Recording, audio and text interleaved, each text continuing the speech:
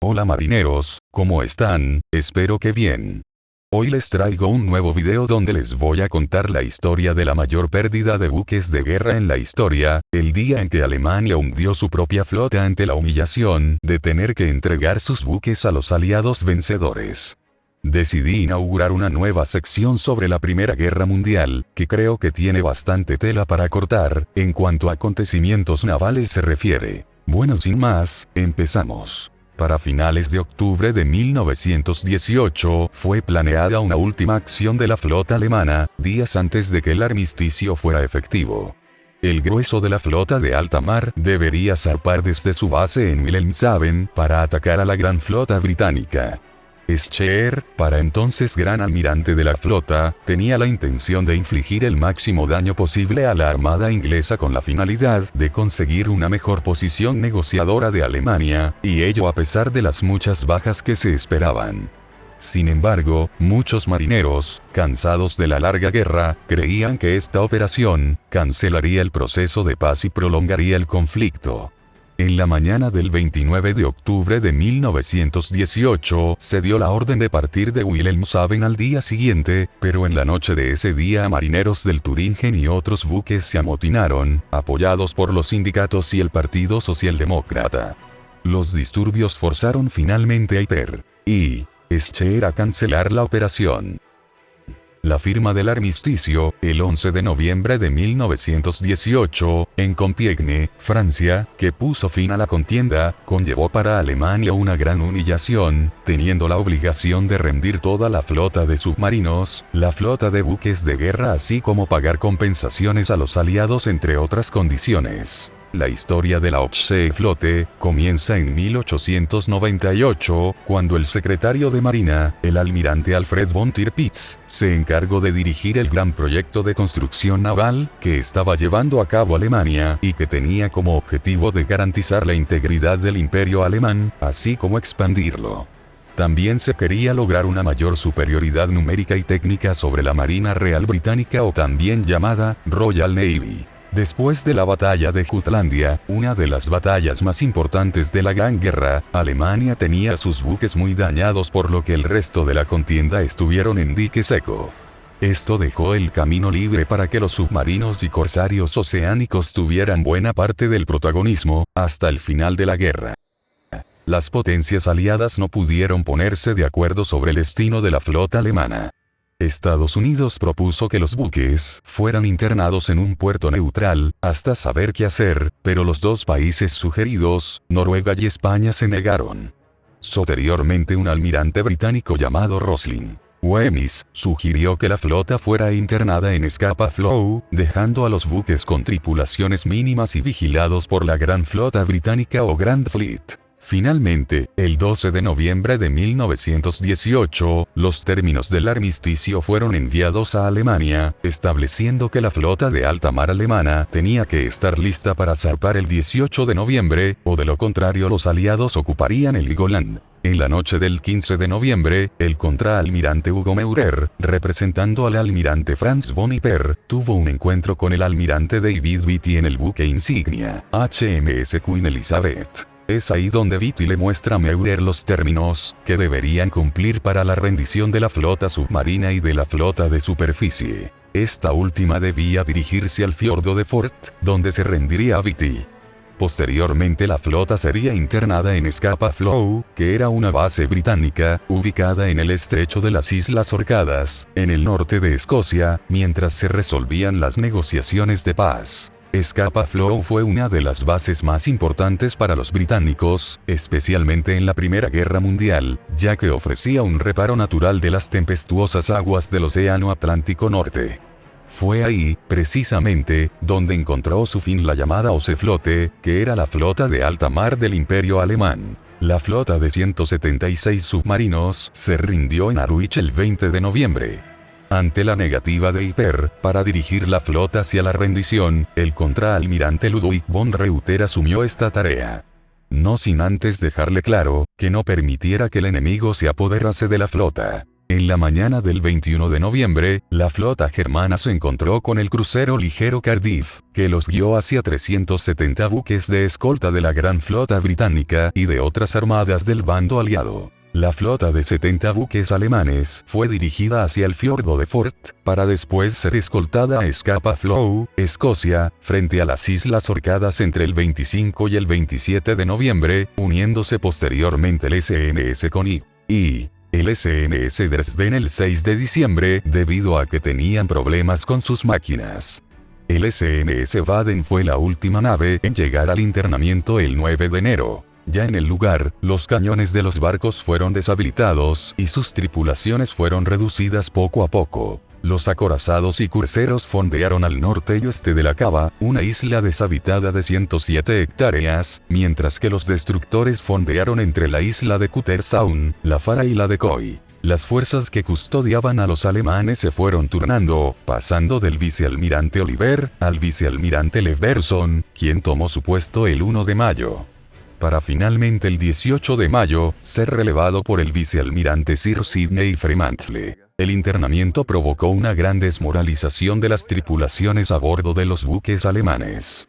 Esto en parte era producido por la falta de entretenimiento, un servicio postal lento y censurado, sumado a la mala y monótona comida que venía de Alemania. Los británicos no permitían que los alemanes abandonaran sus buques, por ningún motivo, así como recibir o visitar las otras naves internadas. Esto empezó a generar falta de disciplina, llegando a haber grupos de hombres que se resistían a cumplir órdenes. La información que les suministraban los británicos, que era lo único que tenía disponible von Reuter, estaba atrasada y censurada, así como las cartas que salían de los barcos germanos. Así continuaron los próximos 7 meses, mientras que el número de hombres se reducía de los 20.000 iniciales a 4.715, dejando solamente 200 oficiales y marineros por cada unidad, que era el mínimo necesario. En paralelo a esto, los aliados seguían debatiendo el destino de las naves, en la Conferencia de París. Los franceses e italianos querían quedarse con una cuarta parte de los buques, para reforzar sus propias armadas, mientras que los británicos querían destruirlos, para evitar que las otras armadas aumentaran su número de buques, poniendo en peligro la superioridad británica. Los buques alemanes no se habían rendido del todo, ya que eran propiedad del gobierno alemán y aún estaban a sus órdenes. Debido al tiempo que les estaba llevando a los aliados establecer los términos de lo que posteriormente sería el Tratado de Versalles, algunos almirantes como Beatty y Madden habían aprobado los planes para la captura de los buques alemanes, en caso de que los teutones quisieran hundirlos. Von Reuter, al conocer los posibles términos del Tratado de Versalles, y al ver que no sería posible llegar a un acuerdo justo para Alemania, sumado a que no quiso arriesgarse a un posible abordaje de sus barcos, lo llevó a planear la autodestrucción de su flota. El 18 de julio, se produjo una nueva salida de tripulaciones hacia Alemania, lo que le daba a Von Reuter la oportunidad perfecta para hacer los preparativos. Envió una comunicación a los otros buques, donde mostraba sus intenciones de hundir los buques si el enemigo intentaba apoderarse de ellos. Mientras que la firma del Tratado de Versalles fue programada, al principio para el 21 de junio de 1919, la primera escuadra de combate estaba lista para tomar los buques alemanes, si se veían indicios de que se preparaba un hundimiento. El almirante Fremantle había planeando apoderarse de los buques teutones a la medianoche del 21 al 22 de junio, después de la firma del Tratado de Versalles. Pero fue informado de que la firma del tratado se había pospuesto hasta las 19 horas del 23 de junio. El 21 de junio, al ver que las condiciones eran favorables, Fremantle ordenó que la primera escuadra zarpara, ya que se le había ordenado realizar ejercicios contra ataques torpederos.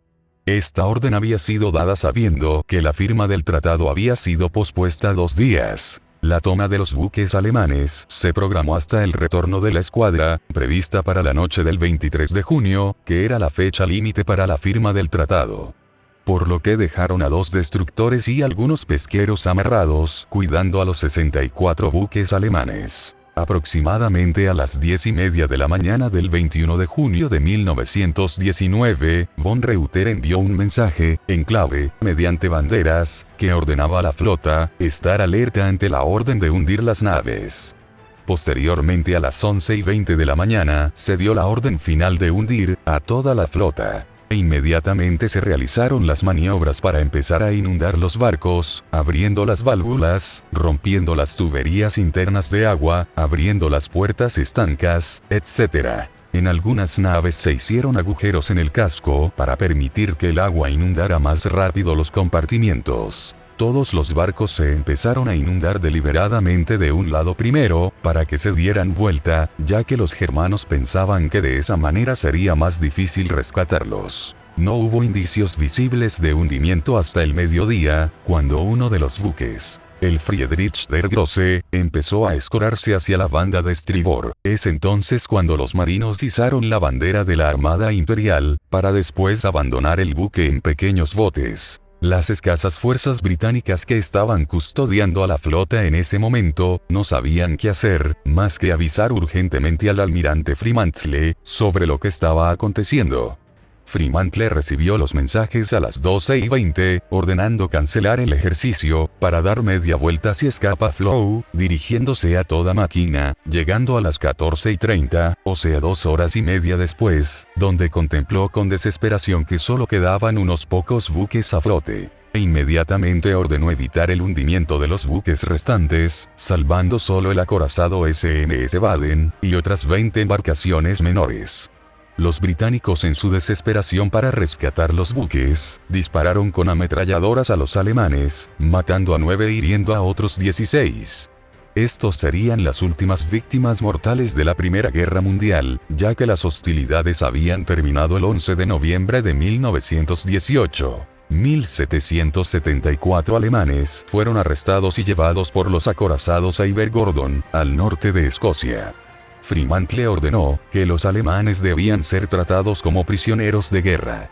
Lo mismo le ocurrió a von Reuter, que fue llevado, con sus oficiales al HMS Revenge, donde Fremantle lo acusó junto a sus hombres de incumplir flagrantemente el armisticio. A lo que von Reuter respondió textualmente: diga a su almirante que no puedo aceptar los términos que contiene su discurso y que mi sentimiento es muy diferente.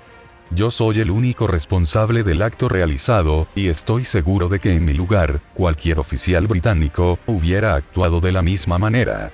Posteriormente fue llevado a un campo de prisioneros de Nick, en Aberdeen, Escocia, junto con sus hombres. Von Reuter finalmente fue liberado a finales de enero de 1920. Durante la Alemania nazi alcanzó a ser almirante, pero murió en 1943.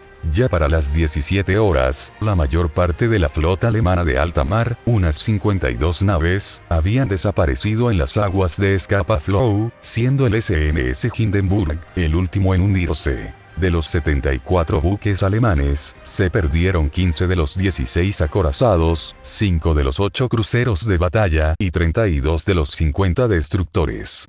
Las naves restantes fueron embarrancadas o lograron permanecer a flote. Estos buques fueron repartidos entre las armadas aliadas. Los demás barcos se dejaron donde estaban, ya que reflotarlos era muy caro e innecesario. Solo sacaron 4 destructores que dificultaban la navegación, ya que estaban en zonas muy transitadas. El empresario Ernest Cox compró al almirantazgo británico a mediados de los años 20 los 26 destructores hundidos, así como los acorazados SMS Seyditz y SMS Hindenburg. Se lograron reflotar 24 de los 26 destructores. Más tarde procedería a hacer lo mismo con 5 acorazados y 2 cruceros. Posteriormente se recuperaron varios destructores, cruceros de batalla y acorazados hasta el comienzo de la Segunda Guerra Mundial, donde se detuvieron definitivamente las operaciones. Los 7 barcos hundidos que no se sacaron, debido a que estaban a demasiada profundidad, 47 metros, se clasificaron en 1970 como monumentos o sitios arqueológicos de importancia nacional que reciben protección contra cambios no autorizados. Los giros del destino hicieron que parte del acero rescatado de los barcos de la Gran Flota fuera comprado por Alemania y usado para hacer los temidos submarinos de la Kriegsmarine. El hundimiento de la gran flota libró a las naves de ser moneda de cambio de los aliados. En Alemania fue visto como una muestra de que la marina no había dejado que su flota cayera en manos enemigas. Se fueron a pique 400.000 toneladas de alta tecnología naval, que hoy en día se considera como la mayor pérdida naval de la historia fraguada en un solo día. Y lo más llamativo es que el mismo comandante, que es responsable de mantener a flote a los buques y de combatir con ellos, fue el que decidió echarlos a pique. Muchos son los debates sobre si la decisión de von Reuter fue un acto heroico de amor a la patria, o una especie de suicidio naval, sin ningún sentido. Bueno marineros, espero que les haya gustado el video. Este tema es muy especial para mí, y considero que es decisivo en muchos eventos ocurridos posteriormente en la Segunda Guerra Mundial. Que tengan un excelente 2023. Si les gustó, denle al me gusta, suscríbanse al canal y compartan el video. Muchas gracias por el apoyo al canal, y hasta la próxima.